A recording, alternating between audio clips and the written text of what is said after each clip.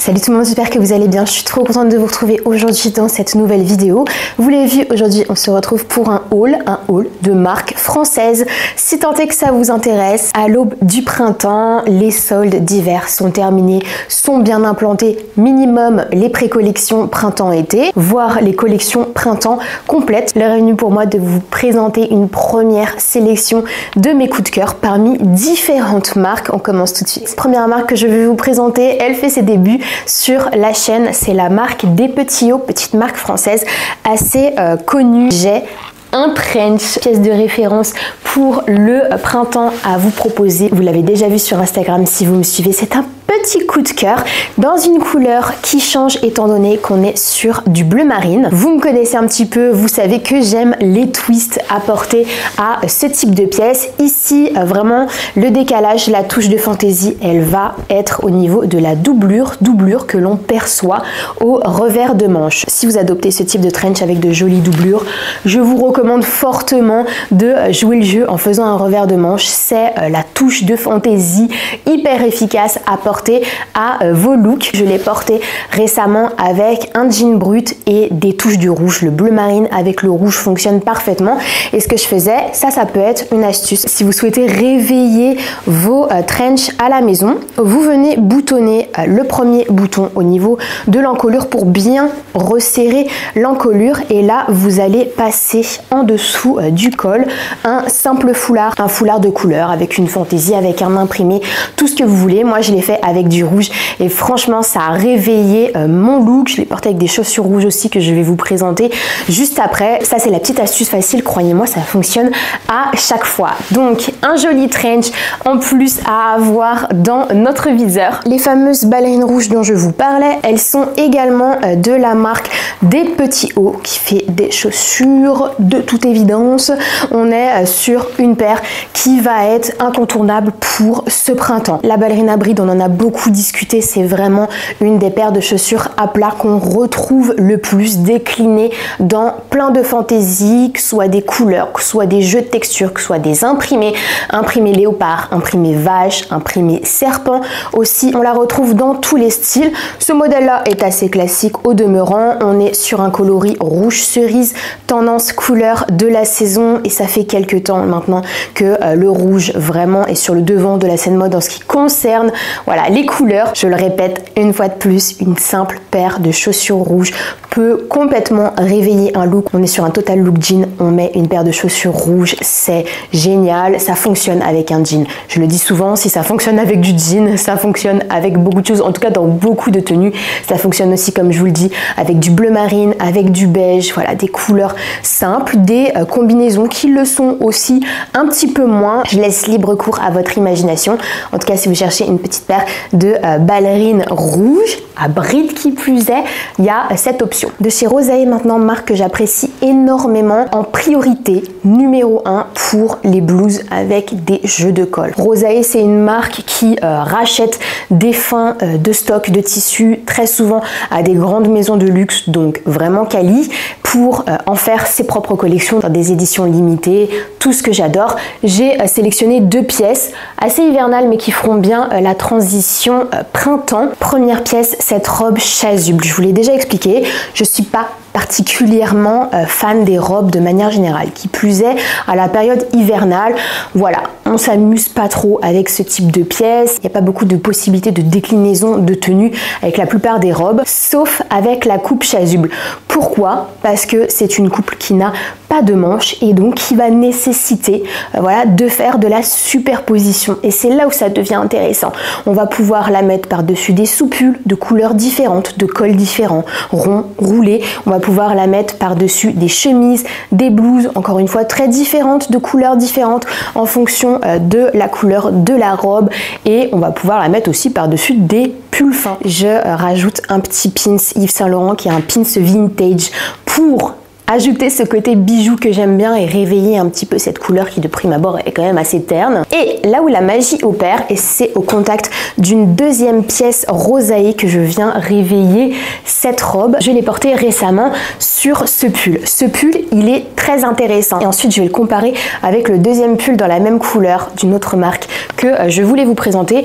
Pourquoi il est intéressant? On est a priori sur un pull tout ce qu'il y a de plus simple, coloris crème, vraiment intemporel de la garde-robe. Cependant, il y a des détails qui font toute la différence. On connaissait les blouses Lavalière, d'ailleurs la plupart des cols Lavalière sont présents soit sur des blouses ou sur des chemises, mais on la connaît relativement peu sur des pulls et ça c'est chouette pour toutes celles qui sont frileuses, qui veulent pas trop porter de blouses ou de chemises en hiver mais qui veulent avoir ce côté chic. Honnêtement ça se présente comme une bonne alternative pour vous. Un pull à col Lavalière, c'est génial. On a ces deux pans de tricot qui viennent habiller le col, on va pouvoir les porter comme je vous le disais sous des robes chasubles, on va pouvoir les porter avec un pantalon de costume, avec un jean aussi. C'est un simple pull crème réveillé par ce jeu au niveau des cols. C'est franchement une bonne idée. Donc comme quoi un simple détail peut complètement réveiller une pièce intemporelle. Et donc la deuxième version que je voulais vous proposer, cette fois-ci elle est de chez Stella et Suzy. On est toujours sur un pull crème qui au demeurant est plutôt simple, en colure ronde. Voilà, forme classique. Et le petit détail vient au niveau des poignets. On a une fois de plus un jeu de nouage qui vient resserrer le poignet et qui vient le décorer tout simplement. Ça, j'adore, c'est la pièce classique avec le twist. On va la porter une fois de plus avec jean, robe chasuble, ça fonctionnera aussi, ou avec des pantalons. Étant donné qu'on est sur un col rond, moi je vais avoir tendance à vouloir habiller au niveau du col. Donc soit je vais venir porter ce pull par-dessus une blouse comme celle que vous allez voir juste après. Il y a le petit col qui dépasse. Attention, le pull est assez transparent je trouve. Donc admettons si on le porte par-dessus une chemise rayée, on risque de voir les rayures. Si vous avez une veste par-dessus, c'est un petit peu masqué. Si vous en avez pas, je trouve que c'est un petit peu dommage. Donc à noter, sinon on va venir tout simplement porter un foulard, on va mettre un bijou, ça habille discrètement. Mais voilà, pièce simple, tenue simple, jolis détails qui en font une tenue qui a quand même du style, qui est mode. C'est tout ce qu'on aime. On l'envisage décliné dans plein de tenues, donc on est sûr de l'utiliser. Un bon achat. La fameuse blouse dont je vous parlais, j'avais hâte de vous la présenter. C'est un coup de cœur. Vous connaissez mon amour pour les blouses, c'est les Léonore de chez Balzac que je possède depuis les 2 ans et demi, peut-être 3 ans, je sais plus très bien. Ils viennent de la décliner avec une autre forme de col. On est vraiment sur le même principe. Je pense même que la forme de la chemise au niveau du corps est la même. La petite chemise rayée bleue et blanche, assez classique. Tout se passe au niveau du col. Cette fois-ci, on est sur un col festonné. Il fait vraiment son effet. Et pourtant, c'est un simple détail. C'est juste un détail de col. La chemise, on va la porter encore une fois avec beaucoup de pantalons, avec des jeans. Je vais la porter aussi comme je le faisais avec l'ancien modèle sous des cardigans, sous des pulls col ronds. Ça réveille n'importe quel type de maille. On va s'amuser à faire des combinaisons couleurs. Ça fonctionnera bien avec du vert par exemple, ou alors avec des couleurs plus terreuses comme on va beaucoup retrouver pour le printemps. Cette blouse intemporelle, je l'adore. Sandro maintenant, et ça faisait une éternité que je n'avais pas eu de pièces de chez Sandro. Je ne jurais que par le groupe SMCP, Sandro Mache, Claudie Pirlo.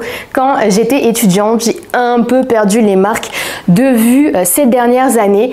Et là, j'ai mis la main sur une petite pépite, la veste de demi-saison.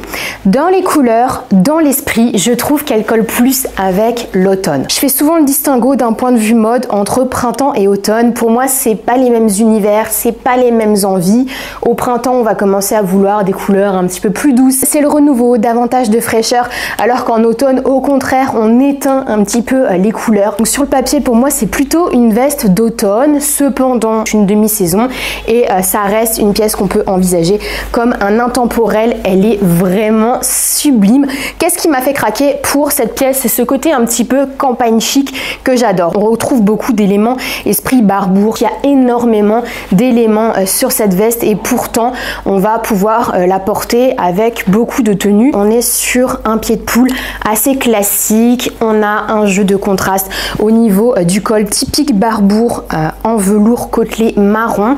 Les poches, les détails, la boutonnière et au niveau de l'encolure sont réveillés par des boutons à écussons dorés. Ça vient donner vraiment ce côté élégant. On a un revers de manche qui rappelle le col, donc en velours côtelé marron. C'est tout simplement sublime. Moi je vais la porter assez simplement avec un jean, des mocassins ou des bottines à talons. Ça va être possible aussi de la porter par-dessus une mini-jupe. Il faut savoir qu'elle est très oversize. C'est un 36 femmes que j'ai retrouvé ce matin dans le dressing de monsieur qui se l'est clairement approprié. Preuve de la largeur et de la longueur de cette pièce. Je vais l'envisager comme un intemporel de demi-saison. Je suis très contente d'avoir mis la main dessus. Autre intemporel que j'ai déniché chez Sandro, c'est une ceinture. Je vous parle souvent de l'importance des ceintures, du jeu qu'elle joue dans une tenue. Là aujourd'hui j'ai une petite ceinture léopard qui vient, je trouve, réveiller mon look. Au demeurant est plutôt simple et donc j'ai mis la main sur cette petite beauté. Vous le constaterez, je préfère de manière générale des lanières qui sont plutôt fines, un entre-deux entre fin et épais. Donc ça, ce type de largeur, c'est vraiment parfait parce que je trouve que c'est élégant et ça va aller sur beaucoup de pièces. Donc la largeur, c'est vraiment un paramètre à prendre en compte quand on choisit sa ceinture. J'ai choisi un cuir marron vieilli parce que c'est ni un camel, c'est plus foncé qu'un camel, mais c'est pas aussi extrême qu'un noir. Ça se place vraiment au milieu et ça répond à une demande. Et autre élément, le plus important, c'est la boucle. Bien choisir sa boucle, ni trop grosse ni trop petite. Une boucle bijou peut venir apporter beaucoup d'élégance à votre tenue et là c'est le cas avec cette boucle que je trouve vraiment très belle, comme un espèce de jeu de nouage, toujours en doré évidemment. Je l'adore, je suis très contente d'avoir mis la main dessus. Elle est parfaite. La dernière pièce que je voulais vous présenter dans ce haul, c'est une toute petite pièce, non moins utile. C'est un accessoire, le fameux foulard dont je vous parle souvent. En ce qui concerne les foulards, on n'est pas obligé d'être sur un foulard en soie ou satin. On n'est pas obligé d'être sur des couleurs très extravagantes, sur des imprimés très travaillés à la Hermès. On peut tout aussi bien opter pour ce type de foulard, esprit bandana en voile de coton. Ça va ajouter un côté un petit peu plus décontracté. Ça va faire moins d'âme que le foulard en soie ou en satin. Donc il peut être intéressant, j'en porte vraiment beaucoup. Cézanne en fait assez souvent. Celui-ci c'est un Carole, mais par exemple Cézanne en sort à chaque saison dans des couleurs très différentes. Donc ça peut être chouette pour des petites touches à porter à vos tenues assez basiques, en rouge, en vert, en bordeaux, en marron et cette fois-ci en bleu marine. Je trouvais très intéressant. Le bleu marine c'est un intemporel de la garde-robe. Ça va fonctionner avec beaucoup de choses. Par exemple, je l'ai déjà porté sur ce pull. Je vous disais que quand j'ai une encolure ronde, j'aime bien l'habiller. Là, le bleu marine avec le crème, ça fonctionne parfaitement. On vient mettre une veste, pourquoi pas une veste dans les teintes beige, marron, camel, du daim. Je l'ai porté avec du daim et c'est super joli. On pourra être aussi sur un simple blazer marine et ça fera raccord. Donc, on va voir qu'on va pouvoir le porter assez facilement, même avec une chemise rayée bleue et blanche, ça fonctionne. On reste dans les mêmes teintes de couleurs. N'hésitez pas à fouiller sur les vintage, les vide dressing, les brocantes aussi. Beaucoup de personnes se séparent de ce type d'accessoires et pourtant c'est des petits bijoux à accumuler et à utiliser pour recycler un maximum ces tenues, ces pièces intemporelles et éviter de s'enlacer. Si ça tient qu'à un petit accessoire comme ça, et ben écoutez, il vaut mieux miser dessus. Voilà tout le monde, j'en ai fini avec cette vidéo, j'espère qu'elle vous a plu. N'hésitez pas à me faire un retour en commentaire sur les différentes pièces que je vous ai présentées, vos préférées, celles que vous aimez le moins, etc. Tout commentaire constructif est toujours le bienvenu sur cette chaîne. Si vous êtes nouveau ou nouvelle et que vous voulez suivre les vidéos tendance, conseils, look, histoire de la mode qui est ici, n'hésitez pas à vous abonner. Et surtout, n'hésitez pas à vous abonner à mon Instagram, là où je poste au quotidien des photos de mes looks, des conseils, des sélections en story. On échange un max en DM. Voilà, je vous fais de gros bisous et je vous dis à la prochaine.